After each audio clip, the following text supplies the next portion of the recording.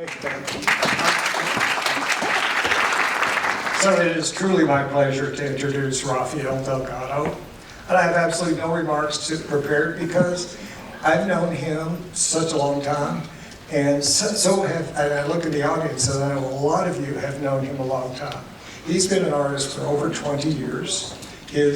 We've all seen his artwork grow and mature, and his experimentation is so fun to see. And he's still a young man, and he's got a whole interesting career ahead of him. So this is really just a glimpse into where he stands now. And he's in a great spot. He's so well regarded and well respected around town. So let me introduce Raphael Delgado.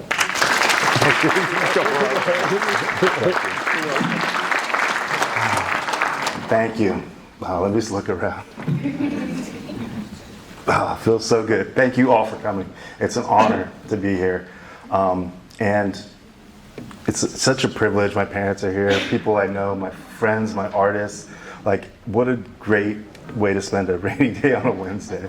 So, a little nervous. They say, imagine everyone naked, but my parents are here, so I'm gonna chill. But, you know, I've known William for years, and what a great mentor. We work together at galleries, and he's just always been a supportive fellow artist. So,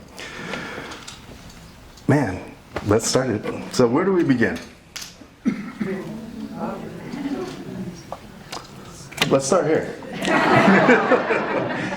My name is Raphael. My mom named me Raphael. And throughout my life, she mentioned she loved the arts. Investigation into my namesake, I'd find beautiful paintings, and she would remind me here and there that my birthday, March 6th, Michelangelo was born on that day. I was born in 1981, 100 years after Picasso, and these little glimmers of art just rattled in my brain as I grew up. So art was always this thing that she loved, and I liked to do it. So that's probably mustard on that picture right there. No photographs remain. And my dad, early on in life, he was a picture framer. So early memories going into the gallery and him framing pictures and keeping them high up on the wall. He's like, don't touch that. So this kind of idea of the reverence and importance of art was just very, it was in our life our whole time. And I have other brothers and sisters, but I don't have any pictures. Sorry, Veronica. But, you know, every year throughout, from when I was a kid, from 7 years old to 18, every year of my life, every summer, we would go down to LA and help my grandfather deliver fresh eggs. He was an egg man. Eggs. He always said, good morning, because morning's when you buy eggs. So even if it was late at night. But driving around with him in his work truck and just going through East LA, Altadena, Pasadena, Duarte, all throughout LA, looking at the murals, the burgeoning street art scene of Los Angeles and all the Latino murals and all of the imagery was so impactful for me, and I feel like he took the long way around town sometimes. So this is what I would just love to see, this dynamic kind of imagery, and it just stuck with me. So some of my first paintings, like 1996, 7, they reflect this type of energy. So this is like one of my first kind of paintings where I felt that it was going somewhere. There's like this look at me color, like I'm here, boom, loud, there's instruments, there's tempo, there's like a frenzy of activity. And it was reminiscent of that growing up, because I always came back up north and kind of depicted these colors, like where were you all summer? So this kind of energy is pervasive throughout my whole early works. There's another early work where, again, it was trying to blend classical art that I loved, the Renaissance and things, with this Cubist bent and this kind of idea of radiant color and one of the oldest subject matters. At this time in my life, it's like 2000s, My brother was a wrestler at Fullerton College, or Cal State Fullerton, and I went down there. I was supposed to go to school, but I ended up bartending and getting into other things. But I was still painting, and I was working at a bar called Heroes, and I was a bartender and a busboy. I'm sure every artist knows, that you got to do what you got to do. But one day I was like wiping a table. I'll never forget it. These beautiful women, they were there, and I was wiping a table in a way that was like a spiral, and then I went the other way. And one of the ladies was like, "Ooh, that was cool." And then one of the other ladies was like, "Can I get a side of ranch?" so at that moment, I realized like I painted at night. I wasn't an artist. That was the day where I was like, I gotta see about this dream here. So that was one of the last days I busted. My girlfriend could tell you, washed the dish. But that was one of the last times I was working in a restaurant like that, because I went to San Francisco and got into art school. And I lived up there, right in the Tenderloin. Tenderloin, California. I lived in, it was a scary, lonely, interesting incubation for me. And hovering above the chaos and looking at the street and hearing the yelling, I was scared of it. So I kind of stayed in my apartment, the 5th story, went across the street to the Goodwill, collected art books, and I just kind of kept to myself. I went to school. I loved art school. I mean, I was about it. I knew that I was there. I was paying my way. I was about it. I was like, "Hey, kid, if I see that phone again, I'm gonna take it." They're like, "Are you the teacher?" I'm like, "No, but look what I'm doing." So, that being said, it was just like this was what I was gonna do, and one thing led to another, and I kind of was struggling mentally. Mental health was really kind of I didn't know how to feel, and being on the 5th story was you know what I mean. It was just a scary time. So I called my dad. I'm like, "Dad, I don't know if this is gonna work out." So I was like, "I gotta get back home." And I talked to one of my teachers, and he's like, "Raphael, man, this isn't for you. Just go wherever you come from, put your name on the door, and let people into your world."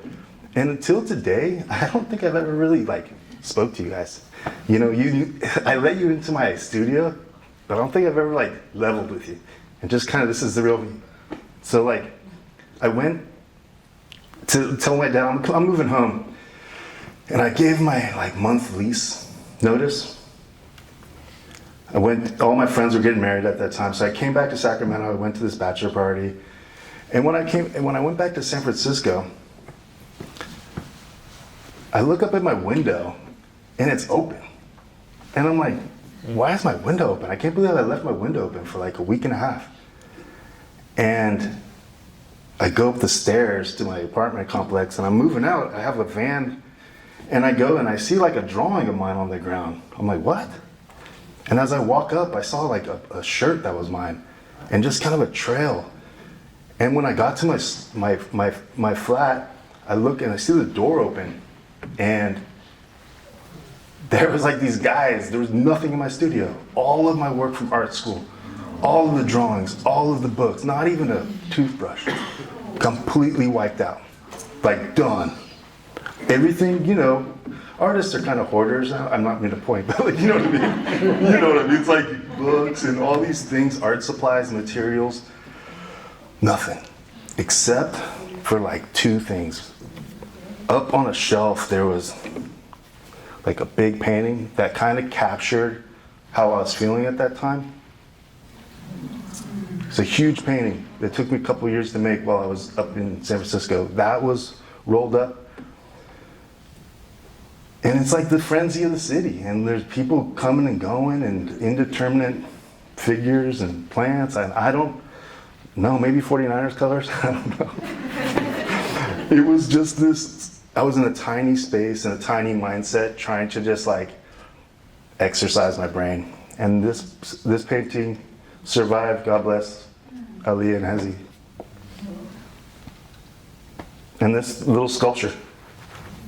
So these are the things that like I took of all those classes and all the things that I took, and it was just kind of like, am I gonna do this? It was a great time to quit. It was a great time to quit. I was like, damn, I had nothing to show for it. Except I was bringing sculptures home here and there, and kind of like, I had some work, but this is like my formative years where you keep all those things. And so there's a bunch of art wherever it's at. I don't know, maybe in the dumpster. Hopefully someone looked at it and said, dang, this is cool. So I moved back. I was actually vindicated in the courts. Shout out to Daniel Ray Bacon, my attorney. I should probably put his name up there. Anyways, got a little startup cash after, we took him to court and stuff. And there was me, kind of after a nice little payday. but I had the work that I came back to Sacramento with was kind of like slappy and wanting to take up space without all the hard work. So a lot of like abstract expression. It was like a tantrum of paint on the canvas that was just like stored energy. And a lot of dark stuff. If you look at the colors, this is 2006. Shout out to Kevin Fiskus, my like go-to photographer, if you've ever worked with him. So that was the start of trying to get into this second Saturday art scene that was already happening. And I was on 22nd in between J and K, right in the heart of it. And I can't thank my sister enough for helping get people in. It was an upstairs studio. So people would walk in, it's all dark, I'm like, come on up. And they're like, no. But my sister would like, are you looking at art today? So she actually helped me get this following and, get commissions. That being said, for the next several years, I did commissions of people and illustrations. I learned how to draw, although I had no proof of it. So this is like a Maasai girl on her wedding day. This is like a player. So I learned how to draw. I had the chops from this. Here's another thing that I did, and man, whew, these things were hard. Once you finish one, the pressure compounds as you don't want to mess up the next person. This was like a graduation, or not graduation, sorry, a retirement present for somebody. And it goes through his life story. He worked at can you draw a wood plant? My sister's like, yeah, he can. Oh, sorry. Excuse me, I'm so sorry. So the challenges were set, and each one I kind of, okay, let's do it. All right, boom, survival, getting into this thing. Is this what art is about? Satisfying the needs? Yeah, I love making people happy. You should have seen, they were stoked. Another one, many. And this gentleman was a friend who passed away. He collected arrowheads, public market, his 2 dogs. He's from Ellis Island, way down there. They dump a stack of photographs on your desk and say, all right. Okay, coming right up. Survival mode as an artist was different. And it kind of was like, I don't know if this was what my grandfather was trying to show me around LA. Until I met Randy, one of my biggest clients. He's like, I have this red house down in LA. He's like, what do you see there? I'm like, let's have some fun. Let's see I want to see a red car just zipping through, and we could put it either way. So he's like, have at it. So this was the first time my creativity and this lust for life was rewarded. What's so funny? Sorry, go ahead. It's Wednesday. If you got a text, I know it's middle of a work day. Sorry. Again, I was thinking about these cars and this vehicle for movement. And it's not a car, it's this emblem of childhood creativity. Have you ever sat in a car when you were a kid and pretended like you were driving? I guess that's what those kind of represent. The names are so uncreative. It was I wanted to make a fascinating painting with a boring name instead of a boring painting with a fascinating name. And then I got good at it, and I was like, okay, this is getting really hard. What did I get myself into? people were setting the bar high, and I was like doing the job. Oh God, it was so hard. And then they come back and the car guys are like, you know, I don't know if 68 made a fender like that. I'm like, Jesus. So like I'm not a car guy, but this is what the job was. So I was doing these cars, and I could still do them because it's in my repertoire, and it's still that thing when I like to make people happy, and they see it, and then they're like, sometimes they cry. They're like, "That's my car." You know how they are. Okay, wait. Sorry. And then I was working in my studio, and I met amazing people I met through the Temp. I can point so many out here. The Sacramento Contemporary Gallery on Arden in Del Paso, where it was formerly the Hemovitz Gallery. My dear mentor, Rebecca Garrison, took me under her wing, and I was an intern there, a curator, and installer for 2 or 3 years. I think it was like 2.5 years, where I met William. I got to work with some of the best artists, like on a hugging basis. Like, I don't want to drop names, but dang, I mean, like Gregory Condos, Mark Bowles, Marcia Schindler, we all, the Belceras, many people that I can't that soaking in that energy of artists being creative. And I'm like, what kind of commissions do you do? They're like, what? They're like, what do you? So they were on their own path, and they found that voice that made them distinctive. I want that. So I was kind of liberated and freed up to I still handled commissions, but I was also kind of like, oh, I want to make my own art that's deep inside me, and it's just been waiting since San Francisco. It's been waiting. So I kind of like merged the style of being able to draw the lust for life with those colors and that geometry that's in my blood. Kind of started making new things. Oh wait. Sorry. I had to use the laser one time. So this is there's some, we got some Pat Mahoney, Boyd Gavin. But anyway, it was just a great experience where it was all of our orbits were at the right time. And they kind of we needed that synergy and that collision of creative, momentum. And I see everyone again, and it's just a beautiful feeling. But this is kind of my work. That was kind of like, I'm feeling like this is me. This is where I need to be. It starts to be me. I don't know how to explain it, but it has this thing it looks like nobody else's, looks like my work, and I kind of just feel happy about it.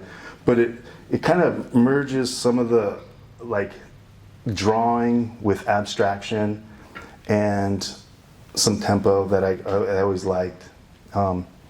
I'm just going to show you some pieces now. And these were a series of works where I did I wanted my old work back. I wanted stacks of art. I wanted the messy big studio where there's just you just knew there was a bunch of drawings under there. You could see the top page, but you knew that there was a lot of work there. So I was making these kind of studio visits almost, with mixed mythologies. This is a painting too. Yeah. Here, let me look at this for a second. I guess I was trying to go, well, I'm not trying. I went where, as far from reality as you can get.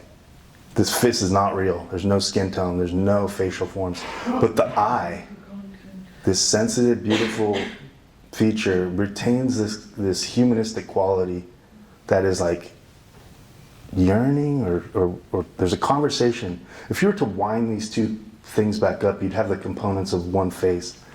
So these kind of ideas always were interesting to me, and this is a motif that I return to sometimes. And again, all those books that I just loved art history and thinking about the way I wanted to make paintings. I loved the art of the Egyptians, Mayans, the Aztecs, African masks. I love the Syrian mask. Like, I love art in general, and I wanted to like have it filter through me and shake up a new cocktail of what I think was interesting. And these are just two pieces. I wish I could show you everything, because all these experiments that were like exciting, they were fulfilling for me, but it didn't. It was just like a page in a long book. So.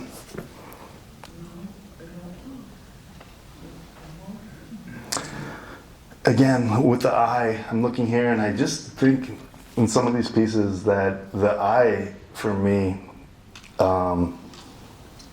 like, don't you wish you could see things from other people's perspective? And besides visual perception, you can think about, foresight, hindsight, intuition, sympathy, empathy. So this is what I do when I produce multiple ways of seeing the world in a compacted space.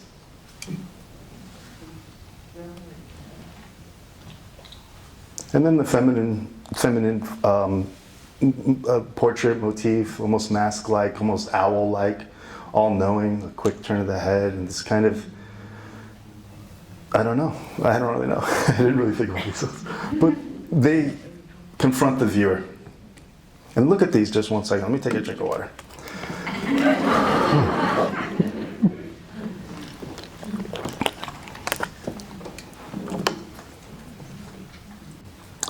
So as I developed more in my art, I wanted to take on animal forms, and I think that there's just there's a noble quality to every animal, even an ant, with a big old leaf, taking home more than it can chew. These kind of ideas. I'm from Sacramento. I'm a fisherman. Me and my dad and my brothers, we all go fishing and outdoors and insects. There's something beautiful in what we have outside. So I was looking at this hornet and creating this this continuous flutter and this line. This is at Sac State, right in the Hornet Hall. But yeah, just a big, large painting. And I don't know really how to describe the way I want to make things they're hard to remember. When you leave here, try to remember that. So I just try to remember it, and then you see it again, you're like, oh, okay, it's a little different. But it's hard to forget. So yeah, and then taking on the city and some of the subject matter artists that I respect have tackled. So taking on these kind of these joyous but innocent subject matters. It doesn't have to be all deep and dark. And if you look back, there's the Capitol and maybe some of the buildings you recognize. And just this fun thing. It's for a hospital, so I hope kids like it as well. I was tackling the bear. I worked with the Sac Republic. My dear friend Jeffrey Dorso got me involved with, I did the bear, and I kind of just thought it was like this spirit animal, this nocturnal, furry, cuddly sometimes creature that was, always hunting, a voracious need for something. And there's this idea of being a starving artist, but I'm a hungry artist. There's a difference there. This is a nice big fish. I took printmaking, sculpture, all the different figure drawings and all the different things in art school, and the materials are so complex and intricate. And I took a trip to Mexico City, many years ago, maybe 6 or 7 years ago, and I was just blown away by how they were doing so much with so little, and I felt spoiled. Mm-hmm. This kid walks up to me and shows me the most beautiful freaking carving I've ever seen of an eagle, and it was on a clipboard, and I'm like, dang, that's amazing. And he's like, want to see something cool? And he flipped it over, and on the other side was the snake, even doper. I was like, God damn. Okay, I want to get back into printmaking and making something that I can really make many of them, and my dad can frame them, because my dad's still a picture framer. So these objects that were they're readily available. So I was making a lot of prints and then hand painting them. Okay, these are my private works in my studio, and I always underestimated the impact of doing work outdoors. I was like, it's raining, I don't want people to see me. And then I started the first dab of paint doing a mural. I swear to God, the very first dab of paint. Thank you, it looks great. I'm like, I didn't even start yet. So this idea of people looking, they're like, it looks great, I can't wait to finish. And I'm like, wow, like thousands of people are seeing it. And it was just like beautifying the backdrop of this city that we all love. Daily, people pass by it, and I just like, this was the natural progression going back to those early murals that I was like in love with. I never tried it. I don't like demystify it, you know? I was like, if these guys can do it, I can do it. So taking one little, when you go there on the wall, you look up and you're like, what did I get myself involved in? This is crazy. And then you just think about it like you can only handle what's on the end of your brush. So you just take little bite-sized pieces. So that's one of them. We'll go through some of my murals, and I'm just really proud of them because, oh man, it's just not just a one-man show. There's lots of people involved. It's very hard. Shout out Kevin Fiskus for his photography. And it's on the hunt. This is above jalapenos. I have to shout out jalapenos. I mean, to this day, these guys, I walk up and it's like the camaraderie of the battle of all that. I mean, to this day, I love these guys, man. That was the best part. They're like, more yellow. It was brown. It started off brown, I swear to God. They're like, wait, you look like salsa. Make it more salsa. So these guys, like, made it fun. They put they invigorated it with their own thing. And exactly, you're just like at the mercy of the public. So here's one right here. And then I did the quail. This is over at DPR Construction. Again, taking some of the symbols of California that we all know and we've used, and just reinterpreting them and invigorating them in a dynamic way. I always like this guy because he's got like a thought bubble. He's thinking. This is the first time I'm like, I want to make things thinking. This is on the Sacramento Food Co-op. By this time, my nieces and nephews came around. They were like part of my life, and like life was meaningless to those guys came around, I swear to God.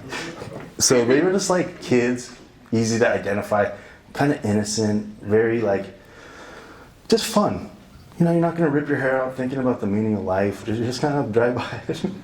Fun, healthy, kind of just like ripe, I guess is the right word to call those colors. And this was like during COVID, and a lot of that dark times. It was like a battle of good and evil, thinking about Mexico and thinking about the snake versus evil, and like who's winning? We don't know. This is on F and 12th. Sorry, So these are two different murals. This is a mother and child. Going back to that very first picture. But yeah, this was during there was civil unrest in the streets. There was police, there was tanks, there was smoke in the air at that time. I think it was like 2021 maybe. I was looking down, this is in front of the Doco Center, and I'm looking down and like I see tanks and people were protesting. And I'm trying to think of like, what is the single thing that like, call him off.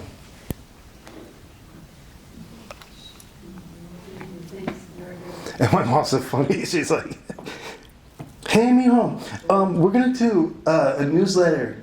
Can we use your mural for the cover? I'm like, yeah, go ahead. She's like, what's it called? Let's call it Monica. Who's Monica? You, Mom. You're Monica. Oh, mijo. So anyway, it's just like it's something. She's like, everyone accepts herself. I'm like, you. So anyway, it's just this thing. On the other side, I want to make. Well, I'll save that. So, and then on the other side here, we have a piece I did for the Disability Rights Council, and it's like Lady Justice, but this time she's she has a prosthetic, but it's her sword. And there's duality involved here with the, there's lots of different symbols, but just another monument to womanhood and to femininity. This is what these are. And this is like on 20th Street, I think. You'll see them. Okay. That was my murals, okay? I just want to switch gears a little bit. I probably should have had a little space in between there. But the next I'm on a mission here. I'm on a mission. I want to beautify my city. I'm trying to do that. I want to take this show on the road. Pound for pound, we have the best artists in Sacramento. And anywhere. Like, when the world shines its light on us, they're going to love us. And they are. But this is in Miami. I did a solo booth at Miami, Red Dot Miami art booth during Art Basel. And it was great. It was freaking great. I was just so warmly welcomed to these kind of ideas. This is my booth. I kind of want to make it like everything at eye level, almost like an impromptu studio visit where you're just in this world that I wanted to create. I'm going to show some pictures from that particular thing. Just talking. One person after the next. I mean, by day 2, you're just like, oh my God, I got to pick who I want to talk to. Just talking and really understanding what you're doing. And I won Best New Exhibitor. It was like such a shock. I was like, dang. They came up to me like it was like bottle service. There was like these people with like, like the award and these cameras. I was like, what's going on? So they just gave me the award. And then, people started buying stuff. People were like, oh, I'll take that one, I'll take that one. So that was at Red Dot Miami. This was a very popular piece. And like, even right now, oh, jeez. Don't we all have a lot going on in our lives, even in your mind? Like all the different things we got. Even it's raining right now, so there's a little drizzle there. But it's a reminder, we're only human. Like when it's all stripped away, like take a knee. Okay, just take a breath. Return to basics, which is those sketches. Some of those things that I might have lost.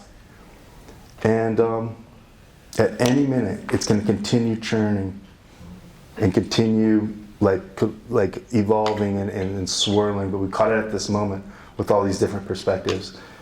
And that's kind of what this piece is about. Again, this is where my art was going. And again, like the mixed mythologies of things that I like and those indeterminate origins. Is it Egyptian? Is it Mexican? Is it Mayan? Is it like African masks? And again, there's lots going on. And then there's an infusion of street art. And even like kids' drawings. I love those as well. So I'm trying to just shake up that concoction that makes you want to keep looking and then keep finding things. Got a familiar face, right? He was out, this is in New York. So I did another, after that, there was I kept, I just kept going. So one thing leads to another. Showing up is the hardest part. It really is. So this was in New York, some of the new pieces. I don't think we have too many left. And this gives you an idea of like the chaos. You're like, whoa. And in New York, man, they've seen it all. They'll walk by your booth and go, eh. And you're like, okay, cool. And then they're like, oh yeah, that looks like so-and-so, that looks like so-and-so. They've seen it all. Everything's better, bigger.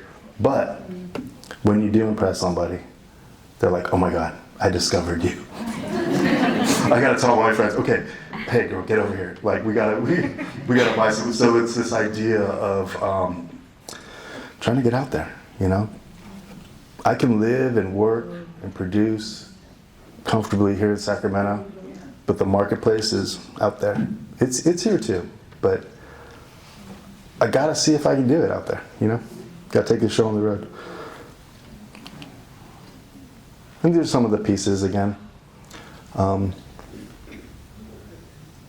Just kind of what I was experiencing. Like I said with the murals, it's a backdrop for life. Sometimes a painting is just like just a square until there's someone in front of it. Now it's art. He's like, what do you think, honey? That one did not sell, so I was like, hey. With that look, he's like, there's another picture of him squatting. I was like, oh, we got a live one here, folks. And then this is at my studio. I forgot to mention, for the last, I don't know, 70 consecutive second Saturdays, being open and being consistent and opening myself up. And I just opened my doors, but until now, I never really gave people insight into like what's going on up here. And it's so rewarding. So just recently, this was at the Crocker, or here, the Lion. I was invited to do a piece for the Sacramento Kings 40th anniversary. And this is at my studio. And this is like a lion, you know? It's restraint. And I made the lion where it was like roaring and growling. And I kind of didn't feel like that was the tempo for the city. It's poised. It's ready, and it's ready to go. And yeah, so I kind of leave myself, and I got my art books back. I got some new ones. All my knickknacks. Oh, there's little knickknacks everywhere. But yeah, so this is my studio. I'm on S and 12th, and right next to me is my dad's frame shop, where we're seeing more and more amazing pieces of art come in, and to become an ambassador for this city's art, it's like so rewarding. And then in the middle, we have Alma Wine Bar, which is like the new wine bar that they just emerged. And that's like my latest project right now, is this work that is in their space. Melissa Sanchez has developed a great space that, I mean, you gotta see it. So, I mean, this weekend, you should come check it out. I mean, I'll be open, Melissa will be open, my dad will be open. That's all I got. Thank you. Thank you for being here today. It's my pleasure. Very, very interesting. You have so many different elements going on in your pieces. How do you know when it's done? Ooh, great question. There's that moment where it answers a lot of the problems that I was thinking, but it asks a little bit too. It demands viewer participation in a second, you know? You can overwork the hell out of a painting, you all know that. And you gotta leave that spontaneity and improvisation in your work. Well, you don't have to, but I find that it makes for an experience where the viewer's also involved in putting some of the pieces together. But also, sometimes there's a knock at the door. Hey, is my piece ready? I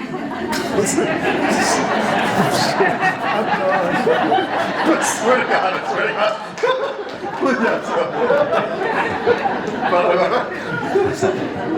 Thank you, that's a good question.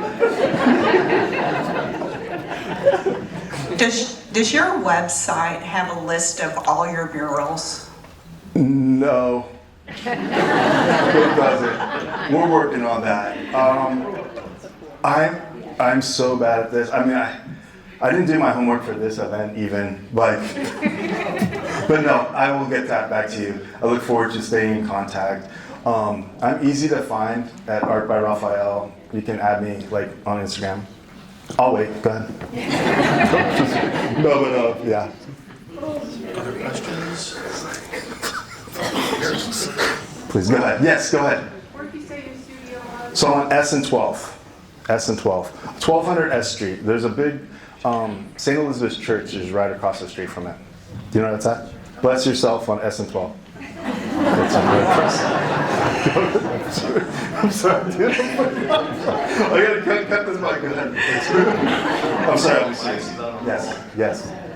Hey, Raph. Hey, Jaya, how are you? I'm good. How are you? Good. You're doing great. Thank you. Question about your murals, of course, obviously.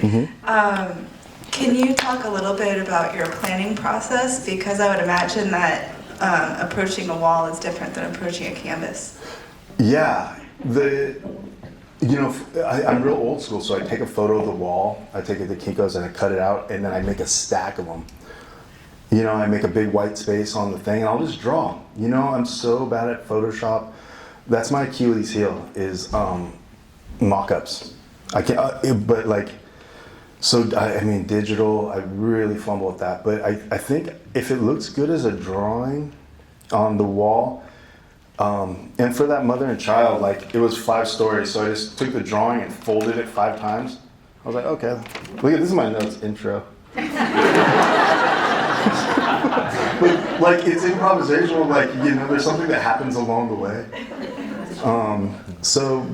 And then the client, whoever it is, I want to make, there's a medium and a message, and then, like, there's something else that happens. Like, they have a vision, but it's like a vague vision, and I do too.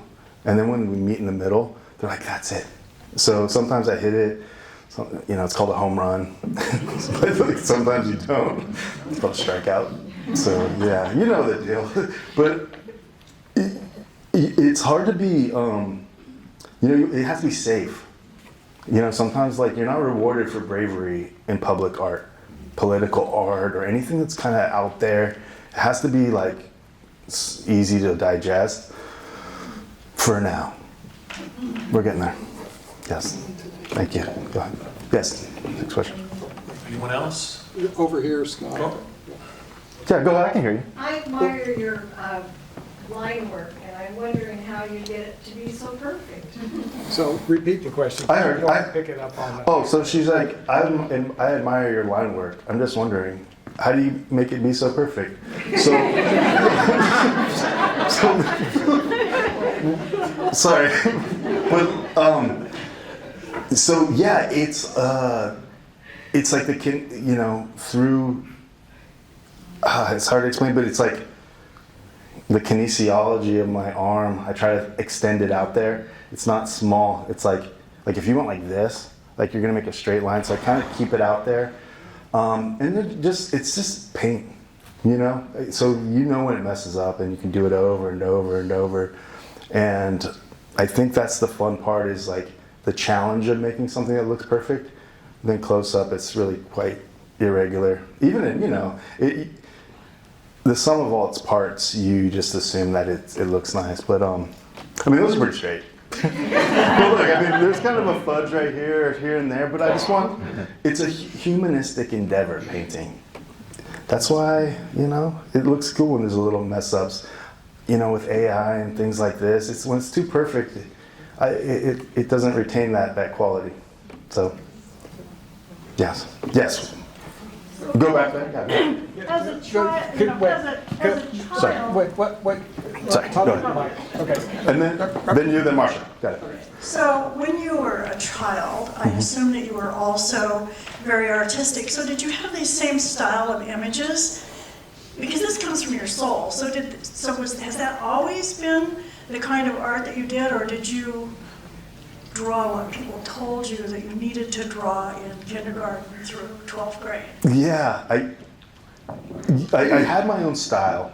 I did different things, and my mom used to draw comics on our lunch bag. You remember, Mom? Like all these different beautiful comics. And like the girl I liked said, like, oh, that's amazing. And I was so tempted to say I did it. So I kind of learned how to copy things. Oh, so close. But then I knew she was to say, oh, then draw me something. So I kind of started with copying things like that. But then, like I said, my dad used to own a frame shop and a gallery. So, you find your own style through that filter of all the things that you like. I loved Mayan art and Aztec art, so these kind of line qualities. And finding your style is something where it leaves you feeling okay about it, and it doesn't look like anybody else's. I don't know how to explain it, but as a child, I loved making people happy, so I used to give all my drawings away. My sister would be like, why do you give all this stuff away? I'm like, here, friends, here's my drawings. Trying to like make beautify my surroundings with different things. So like, if there was a kid sick, they're like, who wants to draw a cake? I'll draw a birthday cake. But in your repertoire of images, like that was very helpful. So like you step to a canvas, like A to Z, you can think of something. But I've always had a cubist kind of expressionistic quality, slightly elongated, a little bit colorful. If there was like all the colors of the palette, all the tubes, I'd probably grab orange, then red, then like blue. That help? I like never use green. I don't know why. Sorry. Go ahead. Go ahead. In the blue? Yeah. Oh, sorry. She got talking the mic. Sorry. Yep. It's okay. Sure. Do you sketch things like this before you start putting it to canvas? Do you do like a sketch, plan? Yeah, I do. Sometimes I like. There's something that happens beautifully through like improvisation. So even now, like something that happens when you're just honest about it, it distorts in a way that's your own proclivity and your own tendencies. I like noses, and if I were to sketch it down, I might correct that. So my natural movement, I guess that's your style, is when you just kind of go. I think when you transfer it from sketch to sketch to sketch to sketch, it distills a little bit. It kind of like filters out some of that originality. But I'm not against it. I sketch it, you know. For that, I think I just drew it. Maybe that was like a trash can lid or something. So yeah. Marcia, go ahead. Oh.